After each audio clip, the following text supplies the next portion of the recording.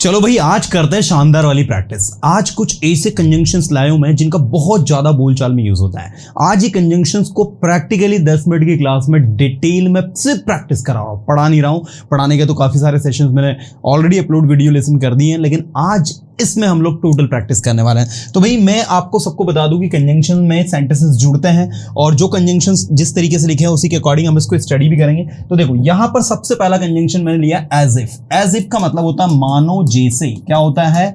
मानो जैसे। अब इसका सेंटेंस आप बनाओगे तो कैसे बनेगा? वो ऐसे बोलती है मानो जैसे वो बहुत नॉलेजेबल हो। एक लड़की बहुत ही इस तरीके से बोलती है मानो जैसे बहुत नॉलेजेबल हो। तो she speaks as if she is very knowledgeable. ठीक है, नॉलेज लिखकर उसमें ABLE लगा देना लास्ट में, तो नॉलेजेबल हो जाएगा। तो she speaks as if she is very knowledgeable. अब उसने ऐसे बोला मानो जैसे वो बहुत नॉलेजेबल थी। अब अगर पास्ट की बात हो जाएगी तो याद रखना पास्ट में थोड़ी सी कंडीशन चेंज होगी। She spoke as if, she के साथ में इज नहीं, अब यहां वर लगाना पड़ेगा आपको। ठीक है, अगर पास्ट में बना रहे हो तो वर लगाओगे, प्रेजेंट में बनाओगे तो इज ही ठीक है। फिर she spoke as if she were very knowledgeable.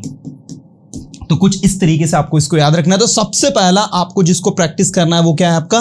As if. As if मतलब मानो जैसे। और भी सेंटेंसेस हम लोग बोलते हैं, उसने ऐसे व्यवहार किया जैसे उसे कुछ नहीं आता हो। ही behaved as if he didn't know anything। उसने उसे ऐसे समझाया जैसे वो बहुत ज्यादा जैसे वो सब कुछ जानता हो। He explained him as if he knew everything। तो इस तरीके से जो भी सेंटेंस आप लेना चाहते हैं बिल्कुल मजे के साथ एज इफ को आप बना सकते हैं। इसके बाद नेक्स्ट है एज। एज मतलब होता है जैसा। जैसा आप कहे एज यू से। जैसा आप सोचते हैं एज यू थिंक। जैसा आप बोलते हैं एज, अब इसको जिस भी वे में आपको बनाना हो, जैसा आप सोचते हैं तो आप क्या कहेंगे? As you think.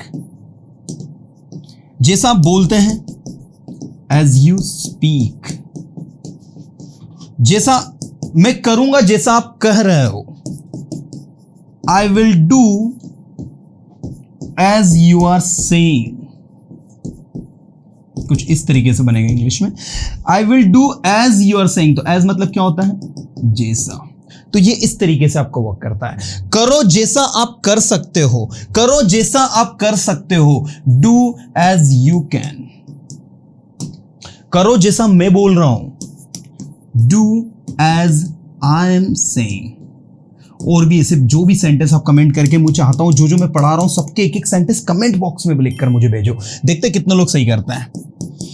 मैंने नहीं किया जैसा आपने कहा। मैंने नहीं किया, I didn't do as you said। क्योंकि मैं सुन नहीं पाया, because I could not listen। ये रहा आपका as, जो कि दो सेंटेंस को जोड़ रहा है। राइट, बहुत ही प्यारा सा कंजंक्शन है। ज्यादा से ज्यादा प्रैक्टिस करो। एज मतलब जैसा, एज इफ मानो जैसे, एज मतलब जैसा, एज इफ मानो जैसे 2-3-4 बार बोलोगे वैसे प्रैक्टिस हो जाएगा। इफ मतलब होता है यदि। यदि आप सुनोगे, इफ यू लिसन। यदि आप बोलोगे, इफ यू स्पीक। यदि आप यहां आओगे, इफ यू कम हियर। यदि आप वहां जाओगे, इफ यू गो देयर। यदि आप मेरी मदद करोगे, इफ यू हेल्प मी। ये इनकम्प्लीट है, इसके आगे सेंटेंस सुनना। यदि आप मेरी मदद करोगे मैं आपकी मदद करूंगा। If you help me, I shell help you, I will help you.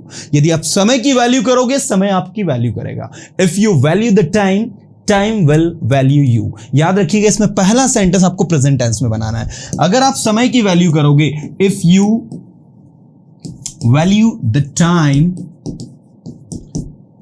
Time will value you. अगर आप समय की कीमत करोगे, समय आपकी कीमत करेगा। यदि आप समय को बर्बाद करोगे, समय आपको बर्बाद कर देगा। If you waste the time, ठीक है, if you waste the time will waste you. कुछ नहीं करना, जहां वैल्यू लिखा है वो वेस्ट लिख देना, जहां वैल्यू लिखा है वो वेस्ट लिख देना। ऑटोमेटिक सारी चीज समझ में आ जाएंगी। मैंने कहा इंग्लिश सीखना इज जस्ट लाइक ईटिंग हलवा। यार बहुत आसान है, बहुत आसान है। चलो आगे देखते हैं। अनटिल अनलेस, जब तक नहीं, या फिर यदि नहीं। अब इसके सेंटेंसेस ज्यादा से ज्यादा बनाते हैं। याद रखना, अनटिल अनलेस के बाद आने वाला सेंटेंस कभी भी नेगेटिव नहीं होता। चलो 10-15 सेंटेंसेस बनाते हैं। यदि आप नहीं सुनोगे, अनटिल एंड अनलेस दोनों एक साथ भी लगा सकते हो। अनटिल या अनलेस, ये देखो दोनों में से किसी एक को लगा सकते हो। जब तक आप नहीं सुनोगे आपको समझ में नहीं आएगा। Unless you listen you will not understand. जब तक आप उसकी मदद नहीं करोगे वो आपकी मदद नहीं करेगा। Unless you help him he will not help you. जब तक आप स्टेज पर नहीं आओगे आप अपने आप को इंप्रूव नहीं कर सकते हो। Unless you come on the stage you can not improve yourself. जब तक आप कुछ नया नहीं सोचोगे आप कुछ नया नहीं कर सकते। Until and unless you think something new you can't do something new. अगर कुछ नया करना है तो कुछ नया सोचो। If you have to do something new think something new. ऐसे सेंटेंसेस बनाओ, ऑटोमेटिक मजा आएगा, कॉन्फिडेंस बढ़ जाएगा। तो मैंने कहा अनटिल एंड अनलेस, जब तक नहीं। आने वाला सेंटेंस क्या होता है? तो बोले सर आने वाला सेंटेंस नेगेटिव होता है। बोले कैसे होता है? बोले देखो आने वाला सेंटेंस नेगेटिव नहीं होता। अनलेस यू लिसन, जब तक आप सुनोगे नहीं, यदि आप सुनोगे नहीं, यू कांट अंडरस्टैंड। इसका मतलब यह हो रहा है कि if you don't listen you can't understand। अब यहां पर आप देख सकते हैं कि भाई हम लोगों ने क्या किया है, unless you listen लिखा और यहां लिखा unless you don't listen, मतलब दोनों सिचुएशन लिख दी है। तो सेंटेंस ए और सेंटेंस बी, इन दोनों में क्या अंतर है? कोई अंतर नहीं है। अगर आप unless लगा रहे हो तो उसके बाद आने वाला सेंटेंस नेगेटिव मत करना, ये नियम है आपका। और कोई अगर आपसे पूछे कि unless और until में क्या डिफरेंस है, तो उनको बोलना कि भैया इनके बीच में कोई बड़ा डिफरेंस नहीं है, ये जो है कंडीशन के लिए यूज होता है। कई शर्त वगैरह कुछ रख दी। मैंने कहा यदि सुनोगे नहीं ना तो मैं नहीं पढ़ाऊंगा भाई। Unless you listen I will not teach you. So ये कंडीशन होगी इसलिए अनलेस लगाया। लेकिन अंटिल कहां लगाना है? जब कंडीशन कहीं पर आप समय के साथ करो। जब तक आप नहीं आओगे मैं आपका वेट करूंगा, तो समय के साथ कंडीशन हमने रख दी। तो जब तक आप नहीं आओगे तो क्या कहा जाएगा? Until you come I will wait for you. ठीक है, ये इस तरीके से बनेगा। Until you come I will wait for you. जब तक आप नहीं आओगे मैं आपका वेट करूंगा। This is the situation. जब इस तरीके से सारी सिचुएशंस को माइंड में रखते हो आप स्टडी करोगे ना तो बड़ा मजा आएगा पढ़ने में। चलो आगे बढ़ते हैं, समय कम है, सीखना ज्यादा है। चलिए, एज मतलब होता है जितना उतना। रवि उतना ही होशियार है जितना कि Sohan. Ravi is as intelligent as Sohan. याद रखिएगा बीच में एडजेक्टिव आता है, इसमें भी बीच में एडजेक्टिव आता है, इसमें भी बीच में एडजेक्टिव आता है। ये तीनों कंजंक्शंस ऐसे कंजंक्शंस हैं जिनके तीनों के बीच में आपको एडजेक्टिव लगाना है। मैंने कहा रवि उतना ही होशियार है जितना कि सोहन। बताइए क्या बनेगा? ठीक है, आपका सेंटेंस बनेगा रवि उतना ही होशियार है, Ravi is as intelligent as Sohan. ठीक है, ऐसे ही मैंने कहा यह बुक उतनी ही महंगी है जितनी की वो बुक। क्या कहोगे इंग्लिश में? This book is as expensive as that book. ये आपका इस तरीके से बन गया, this book is as expensive as that book. ये बुक उतनी ही महंगी थी जितनी की वो बुक। तो पास्ट में वॉज लग जाएगा, जहां पर इज लिखा है वहां पर आपका वॉज लग जाएगा। ये इस तरीके से पास्ट में बनाना चाहूं। मैंने उतना ही बोला जितना आपने बोला। मैंने उतना ही बोला जितना आपने बोला। I spoke as much as you spoke. तो ये आपका इस तरीके से स्टडी होता है। इन शॉर्ट आप सारी की सारी चीजों को जब ऐसे समझ के स्टडी करते हो ना तो आपको कहीं कोई डिफिकल्टीज नहीं आती, आप सारी चीजों को बहुत अच्छे समझ जाते हैं। चलिए भाई, तो ये आपका हो गया। इसके बाद नेक्स्ट है टू। ये कहां यूज होता है? ये नेगेटिव मीनिंग में। जैसे मान लीजिए कोई क्वेश्चन पेपर आप सॉल्व कर रहे हो जो बहुत ज्यादा डिफिकल्ट है, आपसे कहा मुझसे सॉल्व होगा ही नहीं भाई, तो आप क्या कहोगे? The question paper is too difficult to solve. आपने कहा sir English is too difficult to speak. मैंने कहा no dear, it's very easy to speak. आपने कहा sir it's too difficult to speak. तो टू डिफिकल्ट, डिफिकल्ट क्या हो गया? एडजेक्टिव हो गया। आप क्या बोल रहे हो? English is too difficult, English is too difficult.